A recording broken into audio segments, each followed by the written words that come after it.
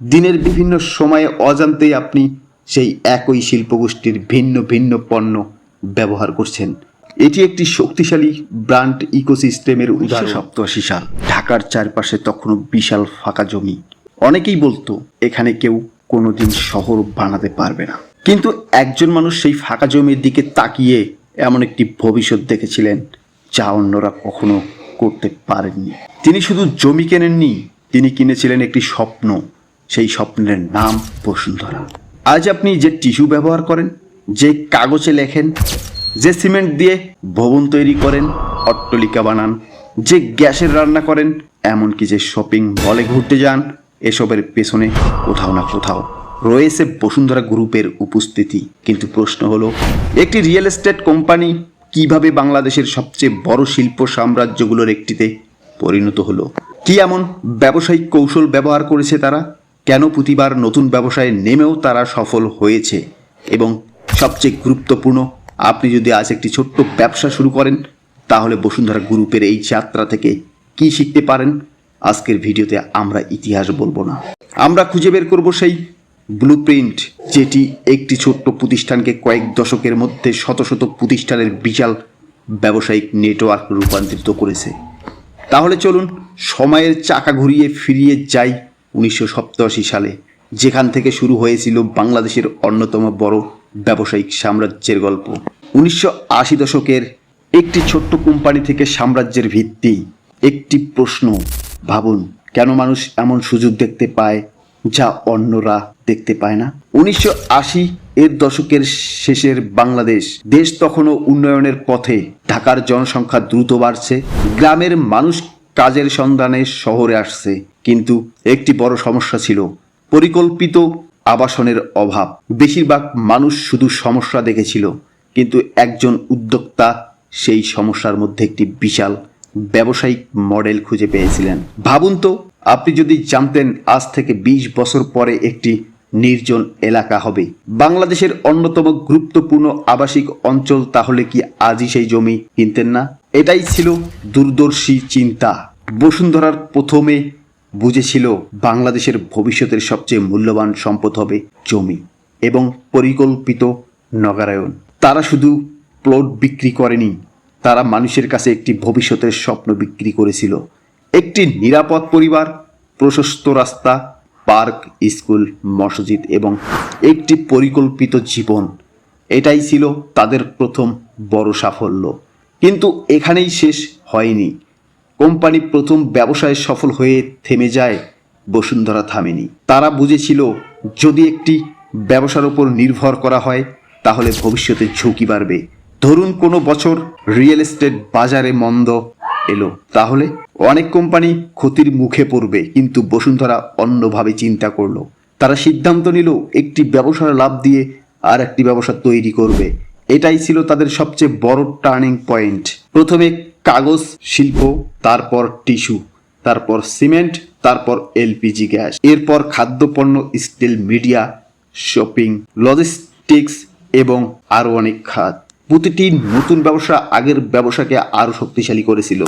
এটিকে ব্যবসার ভাষায় বলা হয় ডিভার্সিফিকেশন স্ট্র্যাটেজি, অর্থাৎ সব ডিম এক ঝুড়িতে না রেখে ভিন্ন ভিন্ন ঝুড়িতে ভাগ করে রাখো। ফলে যদি একটি ব্যবসায় ক্ষতি হয়, অন্য ব্যবসার আয় পুরো গ্রুপকে স্থিতিশীল রাখবে। আর এখানেই বসুন্ধরা সবচেয়ে বড় শক্তিশালী। তারা শুধু কোম্পানি তৈরি করেনি, তারা তৈরি করেছে একটি বিজনেস ইকো সিস্টেম। একটি ব্যবসা অন্য ব্যবসাকে সহায়তা করেছে, একটি কারখানা অন্য কারখানাকে কাঁচামাল বা সেবা দিচ্ছে, একটি খাতের মুনাফা অন্য খাতের বিনিয়োগের ব্যবহার হচ্ছে। এভাবেই ধীরে ধীরে ছোট্ট রিয়েল এস্টেট প্রতিষ্ঠান পরিণত হয় বাংলাদেশের অন্যতম শিল্প গোষ্ঠীতে। কিন্তু এখানেই আরও বড় প্রশ্ন আসে, একটি কোম্পানি এত ভিন্ন ভিন্ন ব্যবসায় একসাথে কিভাবে পরিচালনা করে? এর পিছনে কি কোনো গোপন ব্যবসায়িক সূত্র আছে? পরবর্তী অধ্যায়ে আমরা জানব সেই কৌশল যেটি শুধু বসুন্ধরা নয়, বিশ্বের অনেক সফল শিল্পগোষ্ঠীরও সাফল্যের ভিত্তি। বসুন্ধরা গোপন বিজনেস ফর্মুলা, এর শক্তি। একটি প্রশ্ন, ধরুন আপনার কাছে 100 কোটি টাকা আছে, আপনি কি করবেন? সব টাকা কি একটি ব্যবসায় বিনিয়োগ করবেন, নাকি ভিন্ন ভিন্ন ব্যবসায় ভাগ করে দেবেন। বিশ্বের সবচেয়ে সফল উদ্যোক্তারা দ্বিতীয় পথটাই বেছে নেয়, আর বসুন্ধরা গ্রুপও ঠিক সেটাই করেছে। কিন্তু তারা শুধু নতুন ব্যবসায় শুরু করেনি, তারা এমন ব্যবসা বেছে নিয়েছে যেগুলো একে অপরের শক্তিশালী করে। এটাকেই বলা হয় বিজনেস ইকোসিস্টেম। চলুন একটি সহজ উদাহরণ দেখি। ধরুন আপনি একটি নতুন আবাসিক পরিকল্পনা করলেন। আপনার দরকার সিমেন্ট, স্টিল, কাগজ, প্যাকেজিং, গ্যাস, পরিবহন। যদি প্রতিটি বিজনেসের প্রতিটি জিনিসের জন্য অন্য কোম্পানির ওপর নির্ভর করতে হয়, তাহলে খরচ বাড়বে, সময় লাগবে, আর ঝুঁকিও থাকবে। কিন্তু যদি এগুলোর বেশিরভাগই আপনার নিজের গ্রুপের প্রতিষ্ঠান সরবরাহ করে, তাহলে কি হবে? খরচ কমবে, সরবরাহ দ্রুত হবে, গুণগত মান নিয়ন্ত্রণ সহজ হবে, আর লাভের বড় একটি অংশ গ্রুপের ভেতরেই থেকে যাবে। এটাই বসুন্ধরার সবচেয়ে বড় কৌশল। একটি ব্যবসা অন্য ব্যবসার কাজ করছে, একটি কোম্পানির সাফল্য আরেকটি কোম্পানির শক্তি বাড়াচ্ছে। এখন ভাবুন, যদি কোনো বছরে রিয়েল এস্টেট ধীর হয়ে যায়, তাহলে কি পুরো গ্রুপ থেমে যাবে? না, কারণ তখন সিমেন্ট বিক্রি হচ্ছে, টিস্যু বিক্রি হচ্ছে, এলপিজি বিক্রি হচ্ছে, খাদ্যপণ্য বিক্রি হচ্ছে, মিডিয়া চলছে। অর্থাৎ একটি খাত দুর্বল হলেও অন্য খাত পুরো প্রতিষ্ঠানকে এগিয়ে নিয়ে যাচ্ছে। এই কারণেই বড় শিল্পগোষ্ঠীগুলো একটি ব্যবসার উপর নির্ভর করে না, তারা একটি পোর্টফোলিও অফ বিজনেস তৈরি করে। ঠিক যেমন একজন বুদ্ধিমান বিনিয়োগকারী সব টাকা একটি শেয়ারে বিনিয়োগ করে না, বসুন্ধরাও ঠিক এই নীতি অনুসরণ করেছে। কিন্তু এখানেই শেষ নয়, তারা শুধু ব্যবসা বাড়ায়নি, তারা নিজেদের ব্র্যান্ডকে মানুষের দৈনন্দিন জীবনের অংশ বানিয়েছে। সকালে ঘুম থেকে উঠে আপনি হয়তো যে টিস্যু ব্যবহার করেছেন, অফিসে যে কাগজে লিখেছেন, বাড়ি বানাতে যে সিমেন্ট ব্যবহার হচ্ছে, রান্নায় যে এলপিজি গ্যাস লাগছে, দিনের বিভিন্ন সময়ে অজান্তেই আপনি সেই একই শিল্পগোষ্ঠীর ভিন্ন ভিন্ন পণ্য ব্যবহার করছেন। এটি একটি শক্তিশালী ব্র্যান্ড ইকোসিস্টেমের উদাহরণ। আর এই কারণেই বড় কোম্পানিগুলো শুধু পণ্য বিক্রি করে না, তারা মানুষের অভ্যাসের অংশ হয়ে যায়। কিন্তু এত বড় সাম্রাজ্য পরিচালনা করতে প্রতিদিন কত টাকা লেনদেন হয়? তাদের আয়ের আসল উৎস কোনগুলো? কোন ব্যবসায় সবচেয়ে বেশি লাভ এনে দেয়? পরবর্তী অধ্যায়ে আমরা বসুন্ধরা গ্রুপের রেভিনিউ মডেল বিশ্লেষণ করব এবং দেখব কিভাবে একটি কোম্পানি বহু খাত থেকে আয় করে একটি বিশাল অর্থনৈতিক শক্তিতে পরিণত হয়। বসুন্ধরার টাকার মেশিন রেভিনিউ মডেলের ভিতরের গল্প। একটি বিষয় কখনো ভেবে দেখেছেন, একটি কোম্পানি যদি প্রতিদিন হাজার হাজার কোটি টাকার পণ্য উৎপাদন করে, তাহলে তাদের আসল আয় কোথা থেকে আসে? অনেকে মনে করেন বসুন্ধরা শুধু জমি বিক্রি করেই বড় হয়েছে, কিন্তু বাস্তবতা সম্পূর্ণ ভিন্ন। আজ বসুন্ধরা গ্রুপের আয়ের উৎসাহ একটি মাত্র নয়, বরং বহু খাতে ছড়িয়ে আছে। ভাবুন, বাংলাদেশে প্রতিদিন কত হাজার মানুষ নতুন বাড়ি নির্মাণ করেছে।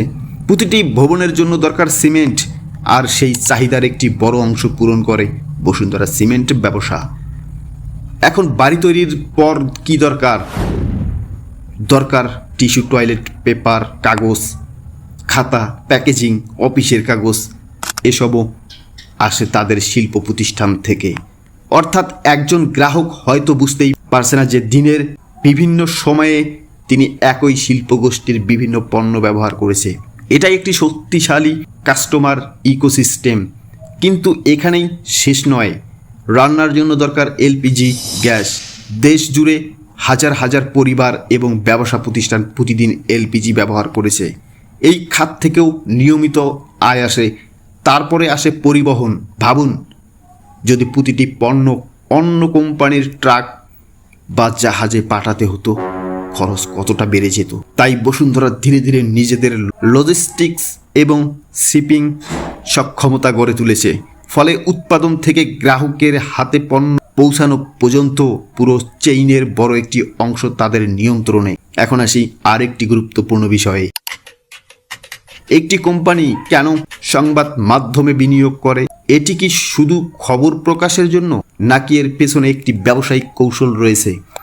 বড় শিল্পগোষ্ঠীগুলো সাধারণত তাদের ব্র্যান্ডের উপস্থিতি, কর্পোরেট যোগাযোগ এবং তথ্য প্রবাহকে শক্তিশালী করার জন্য মিডিয়া খাতে বিনিয়োগ করে। এটি তাদের সামগ্রিক ব্যবসায়িক পরিচিতি বাড়াতে সাহায্য করে। এরপর রয়েছে শপিং মল, শিল্প প্রতিষ্ঠান, ভোগ্যপণ্য এবং অন্যান্য বিনিয়োগ। একটি খাত থেকে নগদ অর্থ আসে, সেই অর্থ আবার নতুন শিল্পে বিনিয়োগ হয়। নতুন শিল্প আবার নতুন আয়ের উৎস তৈরি করে। এভাবেই একটি কোম্পানি ধীরে ধীরে সেলফ রেইনফোর্সিং বিজনেস স্কেলে তৈরি করে। এখন একটি বিষয় লক্ষ্য করুন, একজন সাধারণ কর্মচারী মাসে একবার বেতন পান। একজন ছোট্ট ব্যবসায়ী হয়তো একটি উৎস থেকে আয় করেন, কিন্তু বসুন্ধরার মতো একটি শিল্প গোষ্ঠীর আয় আসে প্রতিদিন, প্রতি ঘন্টায় বিভিন্ন খাত থেকে। যখন রিয়েল এস্টেট ধীর হয় তখন শিল্প পণ্য বিক্রি হয়, যখন শিল্প পণ্য ধীর হয় তখন আদার্স খাত ব্যবহার হয়। যখন একটি খাতের চাহিদা কমে অন্য খাত সেই ঘাটতি পূরণ করে। এই কারণেই বড় শিল্প গোষ্ঠীর সবচেয়ে বড় শক্তি শুধু মূলধন নয়, বরং বৈচিত্র্যময় আয়ের উৎস। তবে এত বড় ব্যবসার সঙ্গে আসে বড় চ্যালেঞ্জ।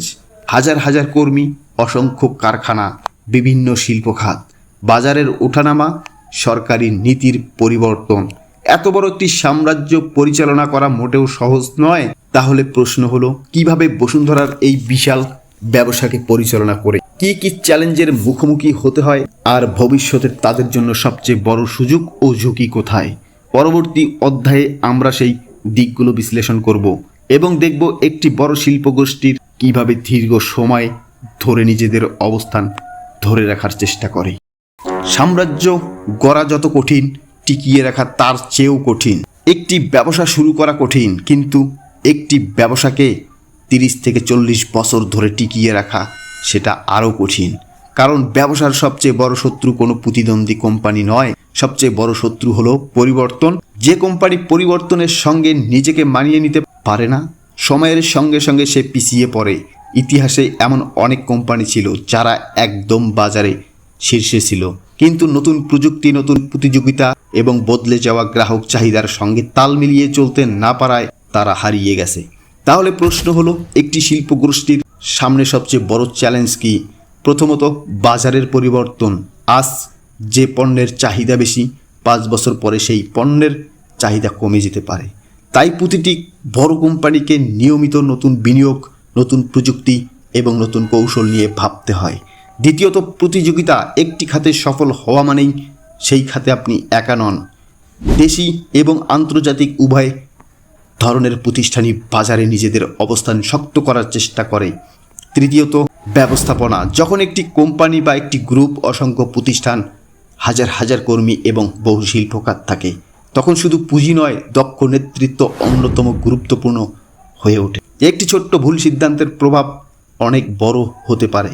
আর তাই বড় শিল্প গোষ্ঠীগুলো পরিকল্পনা, ঝুঁকি ব্যবস্থাপনা এবং দীর্ঘমেয়াদী কৌশলের ওপর বিশেষ গুরুত্ব দেয়। কিন্তু এভাবেই চ্যালেঞ্জের মাঝেও একটি বিষয় বসুন্ধরা গ্রুপের যাত্রা থেকে স্পষ্টভাবে শেখা যায়। তারা একটি ব্যবসার সফল হওয়ার পর থেমে থাকেননি।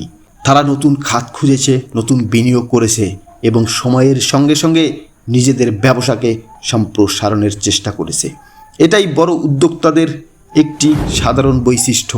তারা শুধু আজকের লাভ নিয়ে ভাবেন না, তারা আগামী 10 থেকে 20 বছর পরে কি হবে সেই সম্ভাবনা নিয়ে ভাবে। এখন প্রশ্ন হলো, এই পুরো গল্প থেকে একজন সাধারণ মানুষ বা নতুন উদ্যোক্তা কি শিখতে পারে? প্রথম শিক্ষা, একটি সমস্যার মধ্যে সুযোগ খুঁজুন। দ্বিতীয় শিক্ষা, একটি আয়ের উৎসের উপর সম্পূর্ণ নির্ভর না করে ধীরে ধীরে আয়ের নতুন পথ তৈরি করার চেষ্টা করুন। তৃতীয়ত, স্বল্প মেয়াদী লাভের চেয়ে দীর্ঘমেয়াদী পরিকল্পনা গুরুত্ব দিন। চতুর্থ শিক্ষা, একটি শক্তিশালী ব্র্যান্ড তৈরি করতে সময় লাগে, কিন্তু একবার মানুষের আস্থা অর্জন করতে পারলে সেটি সবচেয়ে বড় সম্পদ হয়ে ওঠে। আজ আমরা দেখলাম কিভাবে একটি রিয়েল এস্টেট উদ্যোগ ধীরে ধীরে একটি বহুমুখী শিল্প গোষ্ঠীতে পরিণত হয়েছে। এটি শুধু একটি কোম্পানির গল্প নয়, এটি দূরদর্শী চিন্তা, পরিকল্পনা, বিনিয়োগ এবং ধারাবাহিকতাকে ব্যবসায় সম্প্রসারণের একটি উদাহরণ। হয়তো আপনার হাতে আজ কোটি কোটি টাকা নেই, কিন্তু একটি ভালো আইডিয়া আছে, একটি পরিষ্কার পরিকল্পনা রয়েছে এবং দীর্ঘমেয়াদী দৃষ্টিভঙ্গি রয়েছে। এই 3টে জিনিসই ভবিষ্যতের বড় সাফল্যের ভিত্তি হতে পারে।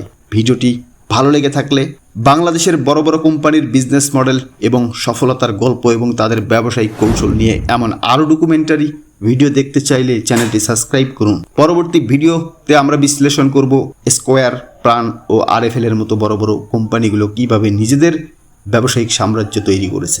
ধন্যবাদ।